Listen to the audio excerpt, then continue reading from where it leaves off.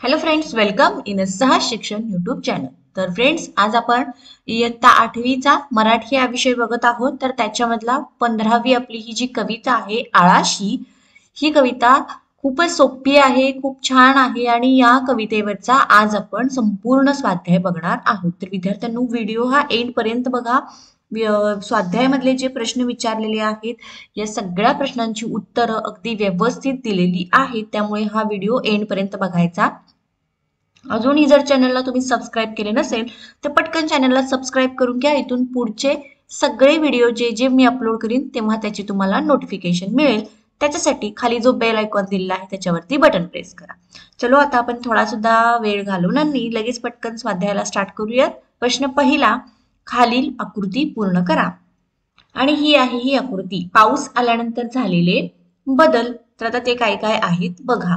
सगळीकडे पाणी पाणी होते, माती चिखल होते. ठीक आहे, तर ही होती आपली आकृती जी पूर्ण करायला सांगितली होती. सेकंड प्रश्न आलेला आहे, हे केव्हा घडते ते लिहा.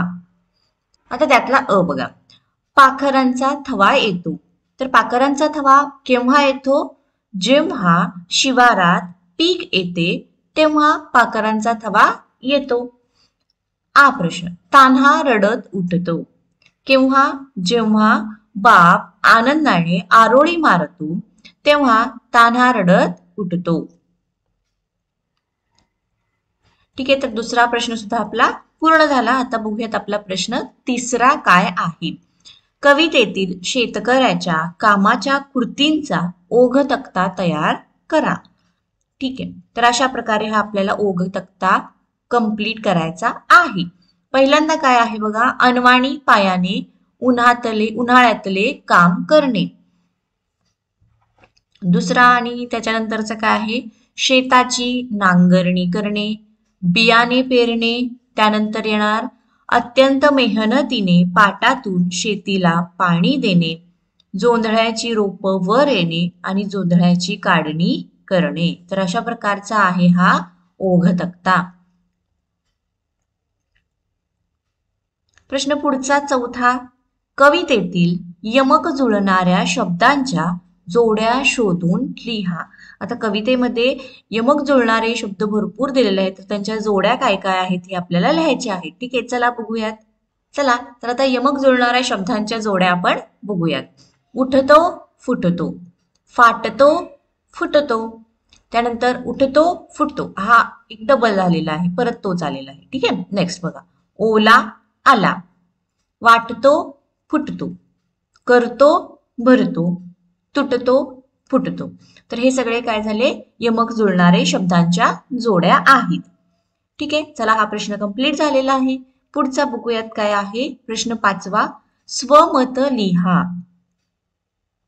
ठीक आहे, तर आता यामधला प्रश्न अ, भाळावरल्या घामाचा पान्हा नभाला फुटतो. या ओळीचा तुम्हाला समजलेला अर्थ लिहा. चला विद्यार्थ्यांनो, याचं आपण उत्तर लिहूयात.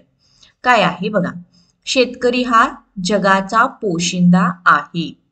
शेतकरी दिवस रात्र ऊन पाऊस शेतात तो चिखल मातीत पाय रोवून कष्ट करतो.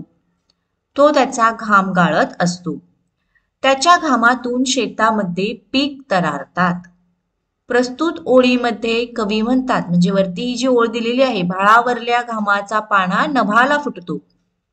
तर या ओळीमध्ये कवी म्हणतात की जणू शेतकऱ्याच्या घामाचा आभाळातून पावसाच्या रूपात बरसतो. त्याने सोसलेले कष्ट फळाला येतात. त्यावेळी आकाशाला पाना फुटतो. शेतकऱ्याचा घामच जणू पावसाच्या रूपात झरतो. हे या ओळीचा अर्थ आहे.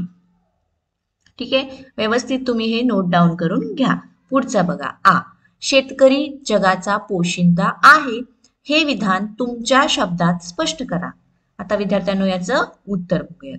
पोशिंदा म्हणजेच काय हे आपण पहिल्यांदा सांगूयात. पोशिंदा म्हणजे पोषण करणारा होय. शेतकरी शेतात दिवस रात्र काबाड कष्ट करतो. चिखलामध्ये अहोरात्र काम करतो. तो जमीन नांगरतो, बियाणे पेरतो, त्याची लावणी करतो, धान्याची निगा करतो, त्याचे अविरत परिश्रमाने शेतात रोपे तरारतात. त्या रोपांची तो काढणी करतो, त्यानंतर त्याची मळणी करतो आणि धान्य साठवतो. या धान्यामुळेच जगाचे पोट भरते.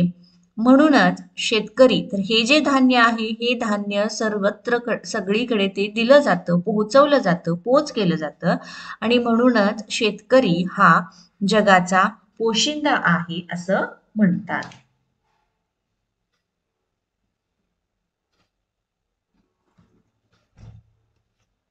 पुढचा भाग आहे तो आहे गंमत शब्दांची.